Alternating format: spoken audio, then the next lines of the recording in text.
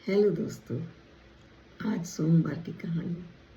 कभी कभी आप कुछ ऐसा पढ़ते हैं कि आपका मन करता है कि आप सबसे शेयर करें। ऐसा ही कुछ मैंने कल पढ़ा, जिसको पढ़ने के बाद लगा कि मुझे शायद उम्र के इस दौर में अपने सभी साथियों के साथ इसे शेयर करना चाहिए। तो कहानी का शीर्षक ये है कि फिर लौट आया। एक बुजुर्ग व्यक्ति थे।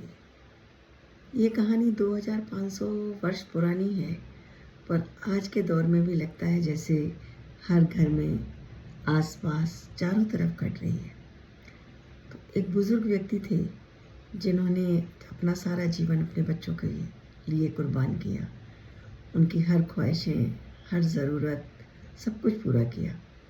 और आखिर में रिटायर होने के बाद उनके मन में भी इच्छा थी, जैसा कि सभी के साथ होता है, कि वो अपना घर बार बेचकर अपने बच्चों के साथ रहने के लिए चले गए। जब वो अपने बच्चों के साथ रहते थे, घर में बच्चे थे, खुशियाँ थी, अपनापन भी था, पर फिर भी कभी कभी उन्हें महसूस होता था कि जब वो आते हैं, बच्चे लौट कर आते हैं शाम को, वो उनसे कुछ कहना चाहते हैं, वो उनको उतना समय नहीं देते। वो कुछ शेयर करते हैं तो उनकी बात को इतनी तवज्जो नहीं मिलती। तो धीरे धीरे उन्हें लगता था कि शायद मैं इस घर में एक इतनी अहमियत नहीं रखता जिसकी कि उन्होंने उम्मीद की थी। तो उनके मन में ये सवाल बार बार उठता था। तो इसलिए एक बहुत बड़े दार्शनिक हुए हैं लुइस, उनके पास वो गए और जाकर उन्होंने अपना सारा दर्द उनसे कहा। उन्होंने कहा कि मैंने अपने बच्चों के लिए सब कुछ किया, पर आज मुझे लगता है कि उन बच्चों को मेरी ज़रूरत नहीं है। और कभी कभी मैं सोचता हूँ कि ये सब करने के बावजूद भी ज़िंदगी में मुझे कुछ नहीं मिला। तो उन्होंने, दार्शनिक ने, लुई कन्फ्यूशियस ने उनसे उनकी बात का जवाब ना देते हुए उन्हें कहा, चलो मैं तुम्हें कुछ दिखाता हूँ। और उन्होंने एक भरा हुआ घड़ा पानी का उनके सामने रखा और कहा, अगर मैं इसमें और पानी डालूँ तो क्या होगा? तो वो कहने लगे कि नेचुरली ये पानी बाहर बहने लगेगा। तो बोले, बस तो ये समझो कि तुमने ये जो घर बनाया, उन बच्चों के लिए परिवार बनाया, तो अब उस परिवार में वो उनके बच्चे हैं, उनकी पत्नी है, उनकी ज़रूरतें हैं, उनका पूरा परिवार है।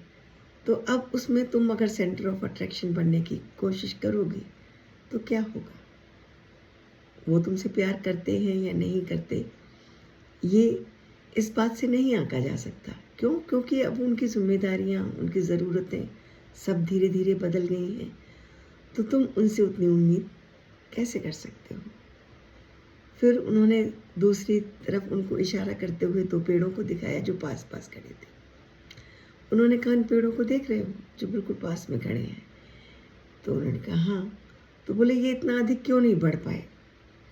तो वो इसलिए नहीं बढ़ पाए कि ये बार बार अपने पास खड़े हैं, आपस में टकराते हैं, इनकी जड़ें आपस में मिल रही हैं, उनको पनपने की जगह नहीं मिल रही, तो इसीलिए ये नहीं बढ़ पाते हैं। अगर शायद इनको दूर लगाया जाता तो ये इससे अच्छा ग्रो कर सकते थे। तो उन्होंने कहा, हाँ ये तो सच है, ताकि इनको पूरा फैलने की जगह मिलती और शायद ये अधिक बढ़ सकते थे। फिर उन्होंने कहा, इसी तरह रिश्ते होते हैं। रिश्तों में जितने करीब हम रहते हैं, बहुत अधिक रहते हैं, एक दूसरे की अहमियत कम हो जाती है। इसके कारण उन रिश्तों में धीरे धीरे तनाव आने लगता है। तो रिश्तों को एक जगह दो, एक स्पेस दो, ताकि वो पूरी तरह से बढ़ सकें, भर सकें। फिर उन्होंने अपनी मुट्ठी में थोड़ी सी रेत उठाई और कहा, अगर मैं इसको ज़बरदस्त तरीके से पकड़ लूँ तो ये क्या होगा? तो उसने कहा, इसमें से रेत गिरने लगेगी। तो उसने कहा, इसी तरह से जब तुम रिश्तों को बहुत कस के पकड़ते हो तो वो धीरे धीरे आपके हाथ से फिसलने लगते हैं, छूटने लगते हैं, दूर जाने लगते हैं।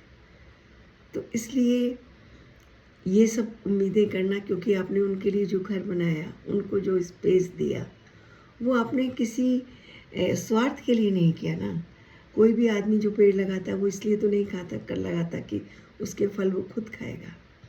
आपने उनको एक अच्छा जीवन दिया, उनको एक अच्छा समय दिया, अपना कर्तव्य पूरा किया।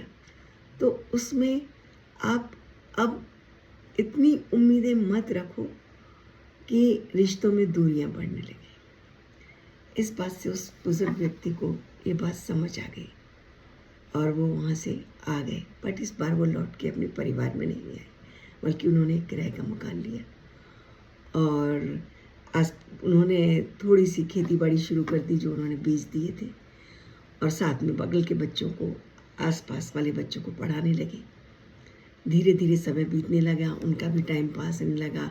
अगल बगल वाले बच्चे जो उन्हें बहुत प्यार से कभी अंकल जी, कभी सर जी कुछ बुलाते थे, तो उन्हें महसूस हुआ कि चीज़ें हमें वहाँ देनी चाहिए जहाँ ज़रूरत है। तो उन बच्चों को पढ़ाई की ज़रूरत थी, पेड़ों को विकास की ज़रूरत थी, तो वो धीरे धीरे उन्होंने ये काम शुरू कर दिया और उनके मन को बड़ी शांति मिलने लगी। अचानक उनके बेटे का एक दिन एक चिट्ठी मिली और चिट्ठी के साथ जब वो पढ़ ही रहे थे तो उनके बेटे का फ़ोन आया, पापा आप बहुत दिन हो गए यहाँ से गए हुए, बच्चे आपको याद करते हैं, आप थोड़े दिन के लिए हमारे पास आइए, हमेशा के लिए ना सही कुछ दिन हमारे साथ रहिए। और इस बार जब वो बुज़ुर्ग व्यक्ति अपने घर गए, अपने बच्चों के घर गए, तो उनका बहुत वार्म वेलकम हुआ।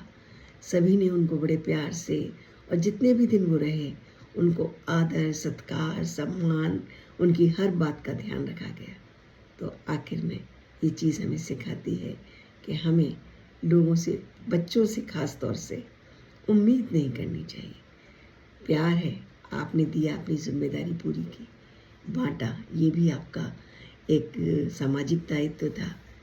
अगर आप जितना बांटेंगे, जितना अधिक आपके पास प्यार है, अधिक से अधिक लोगों में बांटिए, केवल उसका दायरा सीमित मत कीजिए, तो यकीनन ये प्यार आपके पास लौट के एक दिन वापस जरूर आएगा। धन्यवाद। अगर आपको मेरी कहानी अच्छी लगी हो तो कृपया इसे फॉलो करें और अधिक से अधिक लोगों में शेयर करें। धन्यवाद।